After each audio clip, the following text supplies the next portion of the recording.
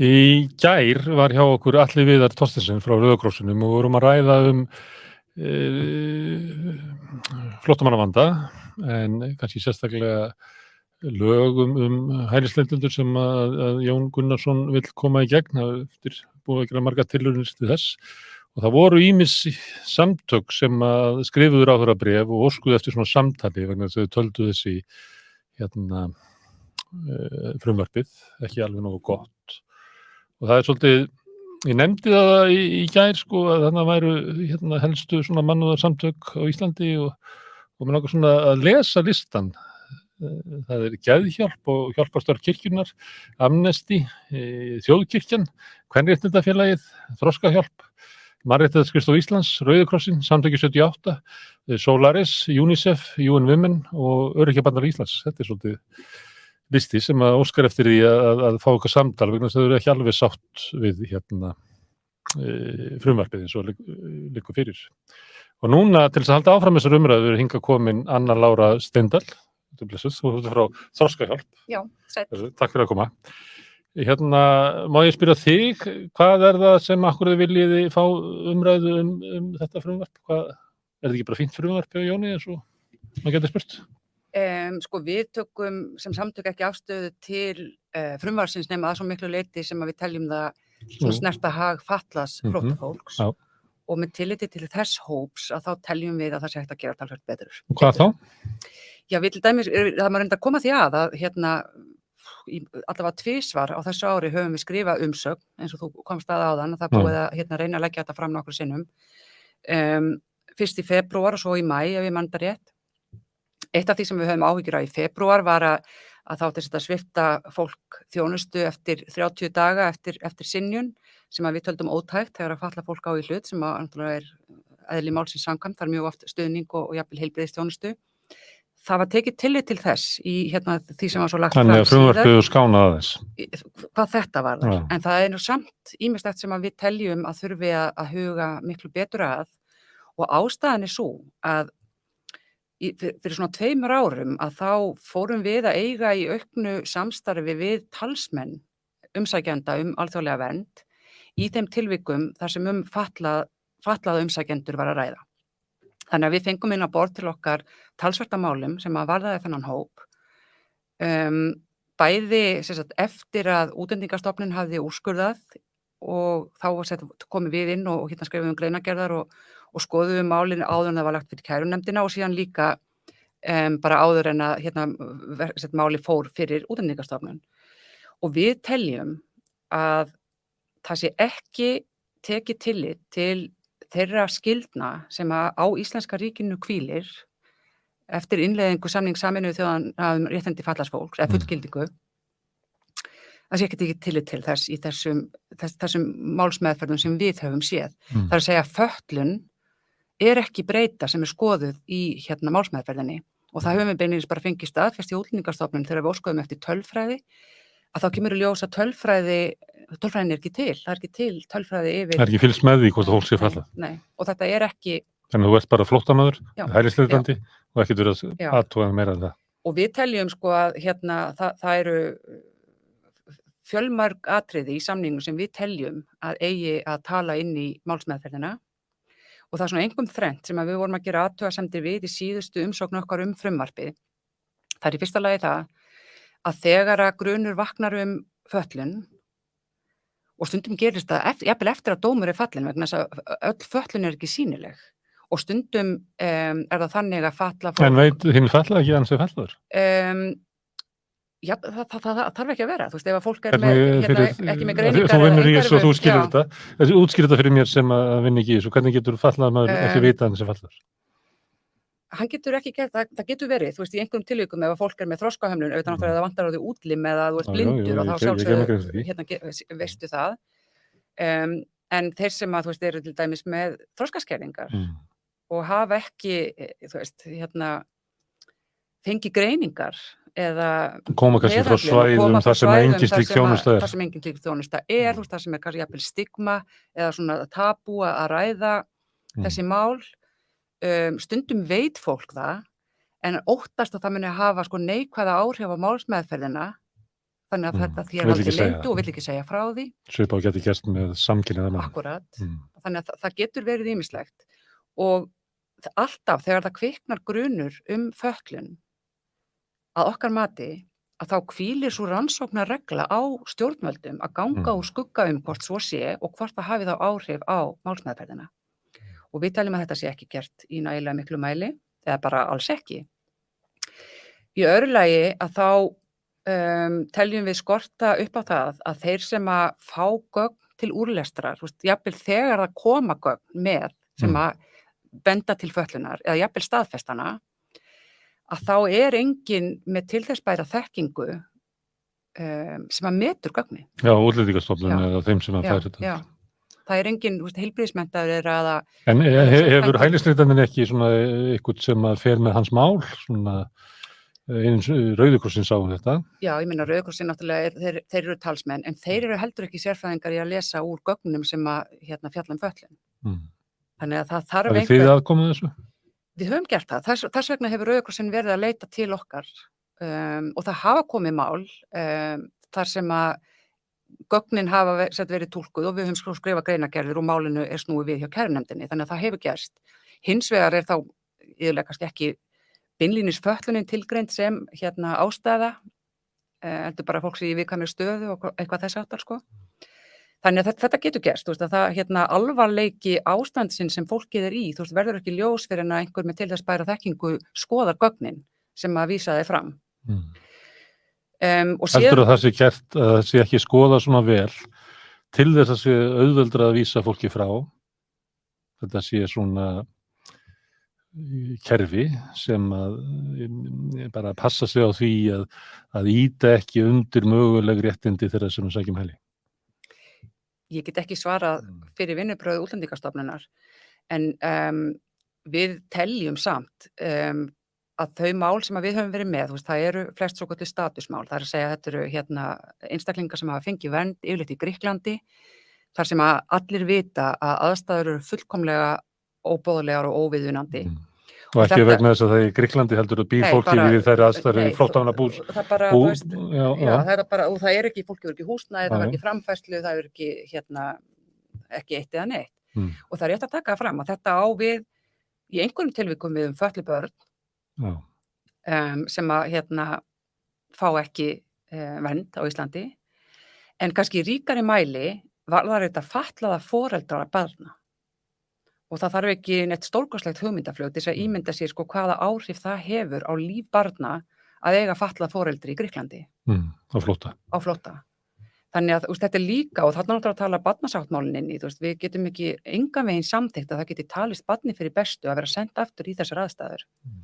Þannig að við gerum athugasemd við þetta, að það þurfi að skoða stöðu fólks og ég meina, í þessum málum sem við höfum verið að vinna, þá höfum við verið í samskiptum við systursamtök okkar í Grikklandi sem að eru engan veginn sammála niðurstöðu Útlendingastofnunar að það sé að fólk muni njóta sömu réttinda og aðrir í Grikklandi. Sem viðunandi þjónusta fyrir þennan hóp. Útlendingastofnun gerir sér náttúrulega grein fyrir því að það erfitt ástand í Grikklandi, en það alltaf þetta að ástandi verði ekki verra en hjá öðrum. En þessi samtök sem við höfum verið í samskiptum við telja að það sé alls ekki rétt. Grísku samtökin. Já, að staða flóttafólks í mun erfiðari heldur en staða fatlaðs fólks í Grikklandi almennt. Og síðan þriðja atriði sem við gerðum athugasemd við í síðustu útgáfun á lögunum, eða svona ábending kannski, og það var að samningur Sameinuðu þjóðanna réttindi fatlaðs fólks mjög skýr með það að veita beri fötluðu fólki það sem kallað viðeigandi aðlögun. Það að segja í allri málsmeðferð þá þarf að aðlaga meðferðina og aðferðina sem beitt að þörfum hins fatlaða. Og það getur verið alls konar, ég meina það, þú getur verið með fólk sem að tjáir sig ekki eftir hefðbundnum tjáningarleiðum, þú getur verið með fólk sem að, er með þroskahömlun og þarf að fá upplýsingar á auðskildu máli, þetta getur verið alls konar. Og við teljum að hinga til hafi þetta ekki verið nógu vel gert. Hvorki passa upp á þetta í lögunum, né gert í praxis, þannig að Já, sko, þetta náttúrulega mjög skýrt ég meina, þú veist, fólk á rétt á þessu, en það bara ekki gert. Nei, ég held að en hins vegar veit ég til þess að það var verið að semja einhverja verklagsreglur og það hafa komið mál, svo því sé nú til haga haldið og að það sem Útlendingastofnun hefur leitað til okkar af því að þau hafa verið í sett með mál einstakling sem að þurfti mikla aðstoð og borið undir okkur, en gegnum gangandi að það er ekki til nein allavega ekki síðast við vissum eins og það er svolítið langt síðan að við fengum einhverja fréttir hvað er að gerast, að þá var ekki til neitt svona ferli þar sem að fólk sem hefur til þess bæra þekkingu tekur þátt í því. Fólk sem er á flótta, það er náttúrulega og missa heimili sitt, er á hrakhólum heiminn. Þeir sem eru fatlaðir og eru í þessari stöðu, standa þau svona miklu veikar heldur en þeir sem ekki eru fatlaðir? Er þau líklegri til þess að verða misnotaðir eða verða fyrir einhverjum skakkaföllum? Er það sú staðan? Það er staðan. Þið finnst það augljóst? Það er varla heimskulega spurt? Já, sko, það er varla hægt að ímynda sér berskjaldaðri hóp heldur en fatlað flóttafólk. Bæði náttúrulega vegna þess að fötlunin gerir fólki oft mjög erfitt með að flýja, það getur ekki farið neitt. Og það til dæmis sáum við í Úkraínu og við héldum nú fund með systursamtökum okkar í Evrópu og þar á meðal voru samtök fatlaðs fólks í Úkraínu sem að þetta var bara netfundur, sem að lýstu sko átakanlegri stöðu fólk sem að getur ekki flúið neitt, getur ekki farið. Þau voru að lýsa stöðu fólk sem að hafði búið á stofnunum, þar sem allir voru bara farnir. Það er engin eftir til þess að hugsa fólk. Og hættan er líka svo, og ég held að svona einhver leyti höfum við svona dálítið fengið það, ég segi kannski ekki staðfest, en svona aukið grunnsemdir okkar að svona venjuleg hjálparsamtök sem að eru náttúrulega að lyfta grettistaki og gera stórkostlega hluti, að þá fatlað fólk gleymist oft.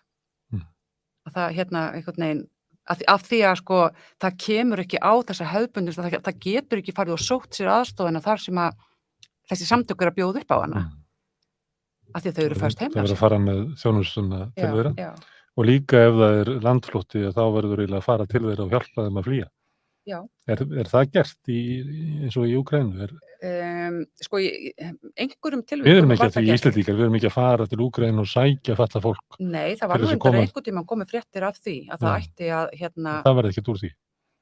Ég veit ekki hvernig það fór eða hvar það stendur, mögulega er það í vinnslu, en það og við náttúrulega kölluðum eftir því þegar þetta stríð braust út og vorum með söfnun sem að stjórnvöld tóku þátt í með því að það var empty sinfóníutónleika í Hörpu og allir ágóðir hann í þessa söfnun Þroskahjálpar til stuðnings fötluðu fólki í Úkraínu og utanríkisráðuneytið styrkti líka reyndar samtökin til þess sama.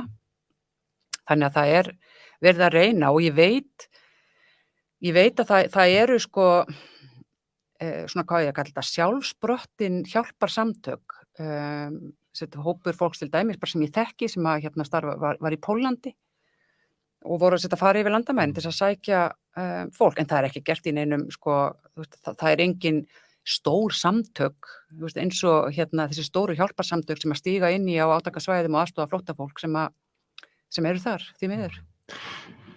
Hvað er búin að vera lengi hjá Þroskahjálp? 3 ár. Já. Þú ert búin að vera inn í þessum málum. Sérðu, er þetta þokast í rétta átt? Hvernig við tökum á móti fötluðu flóttafólki? Er svona kerfið okkar að styrkjast eða kannski að veikjast?